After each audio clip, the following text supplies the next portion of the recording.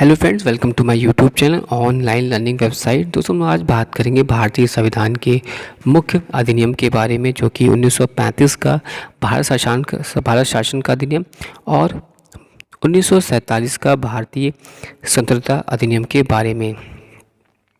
तो पहले बात करते हैं 1935 ईस्वी के भारत शासन अधिनियम के बारे में।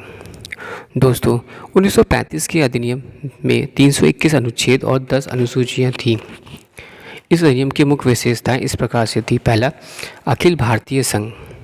यह संघ 11 ब्रिटिश प्रांतों, 6 चीफ कमिश्नर के क्षेत्रों और उन देशी रियासतों से मिलकर बना था जो स्वेच्छा के से संघ में सम्मिलित हों। प्रांतों के लिए संघ में सम्मिलित होना अनिवार्य था, किंतु देशी रियासतों के लिए यह ऐच्छिक था। देशी रियासतों संघ में सम्मिलित नहीं हुई और प्रस्तावित संघ की स्थापना संबंधी घोषणा पत्र जारी करने का अवसर ही नहीं आया। प्रांतीय स्वायत्तता। इस अधिनियम के द्वारा प्रांतों में द्वैध शासन व्यवस्था का अंत कर उन्हें एक स्वतंत्र और स्वशासित संवैधानिक आधार प्रदान किया गया। केंद्र में द्वैध शासन की स्थापना। इस अधिनियम में विधायी शक्तियों को केंद्र और प्रांतीय विधानमंडलों के बीच विभाजित किया गया। इसके तहत परिसंघ सूची, प्रांतीय सूची एवं समवर्ती सूची का निर्माण किया गया। परिसंघ सूची पर परिसंघ विधानमंडल को विधान बनने की अन्य शक्ति थी। इस सूची में विदेशी कार्य, करेंसी और मुद्रा, नौसेना, सेना, वायुसेना, जनगणना जैसे विषय थे। प्रांतीय सूची के विषयों पर प्रांतीय विधानमंडलों की अनन्य आधिकारिकता थी, यानी इस सूची में वर्णित विषयों पर प्रांतीय विधानमंडल को कानून बनाने का अधिकार था। प्रांतीय सूची के विषय थे पुलिस, प्रांतीय लोक सेवा और शिक्षा। समवर्ती सूची के विषयों पर परिसंघ एवं प्रांतीय विधानमंडल दोनों विधान बनने के लिए सक्षम थे।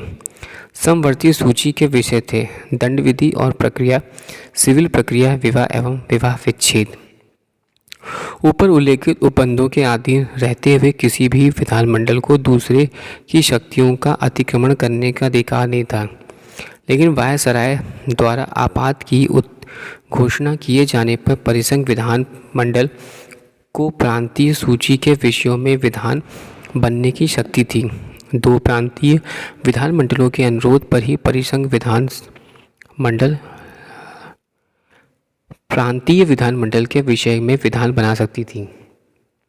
समवर्ती सूची के विषयों पर परिसंघ विधि प्रांत की विधि पर अभिभावी होती थी। इस अधिनियम में अवशिष्ट विधायी शक्ति वायसराय को दी गई।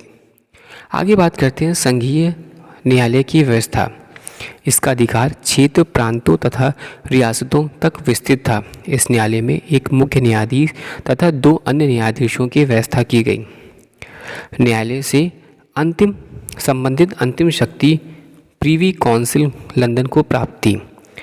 ब्रिटिश संसद की स्वायत्तता। इस अधिनियम में किसी भी प्रकार के परिवर्तन का अधिकार ब्रिटिश संसद के पास था। प्रांतीय विधानमंडल को संघीय व्यवस्थापिका इसमें किसी प्रकार का परिवर्तन नहीं कर सकते थे। भारत परिषद का अंत।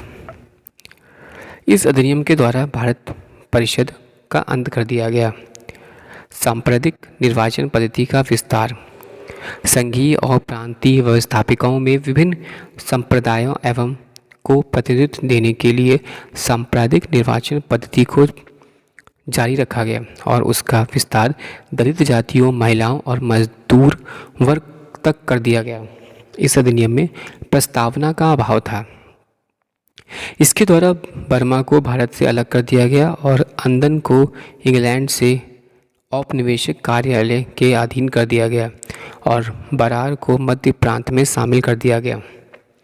इसके अंतर्गत देश की मुद्रा और शाख पर नियंत्रण के लिए भारतीय रिजर्व बैंक की स्थापना की गई। इसने मताधिकार का विस्तार किया। लगभग 10% जनसंख्या को मत का अधिकार मिल गया। 1947 को भारतीय स्वतंत्रता अधिनियम। ब्रिटिश संसद ने 4 जुलाई 1947 को भारतीय स्वतंत्रता अधिनियम प्रस्तावित किया गया, जो 18 जुलाई 1947 ईस्वी को स्वीकृत हो गया। इस अधिनियम में 20 धाराएं थीं। इस अधिनियम के प्रमुख प्रावधान निम्न थे। पहला, 2 अधिराज्यों की स्थापना। 15 अगस्त 1947 को भारत एवं पाकिस्तान नामक 2 अधिराज्य बना दिए जाएंगे और उनको ब्रिटिश सरकार सत्ता सौंप देगी। सत्ता का उत्तरदायित्व दोनों अधिराज्यों के संविधान सभा को सौंपी जाएगी। भारत एवं पाकिस्तान दोनों अधिराज्यों में एक एक गवर्नर जनरल होंगे, जिनकी नियुक्ति मंत्रिमंडल की सलाह से की जाएगी। संविधान सभा का विधानमंडल के रूप में कार्य करना। जब तक संविधान सभाएं संविधान का निर्माण नहीं कर लेती, तब तक वे विधान मंडल के रूप में कार्य करती रहेंगी। भारतीय मंत्री के पद समाप्त कर दिए जाएंगे और 1935 में के भारतीय शासन अधिनियम शासन जब तक संविधान द्वारा नया संविधान बनकर तैयार नहीं किया जाता, तब तक उस समय 1935 के भारतीय शासन अधिनियम द्वारा ही शासन होगा। देसी रियासतों पर ब्रिटेन की सर्वपारिता को अंत कर दिया गया और उनको भारत या पाकिस्तान किसी भी अधिराज्य में सम्मिलित होने और अपने भावी संबंधों को निश्चय करने की स्वतंत्रता प्रदान की गई। इस अधिनियम के अधीन भारत डोमिनियन की संधि बलूचिस्तान की पश्चिमी पंजाब, पूर्वी बंगाल और पश्चिमोत्तर सीमा प्रांत और असम के सिलहट जिले को छोड़कर भारत का शेष राज्य क्षेत्र मिल गया।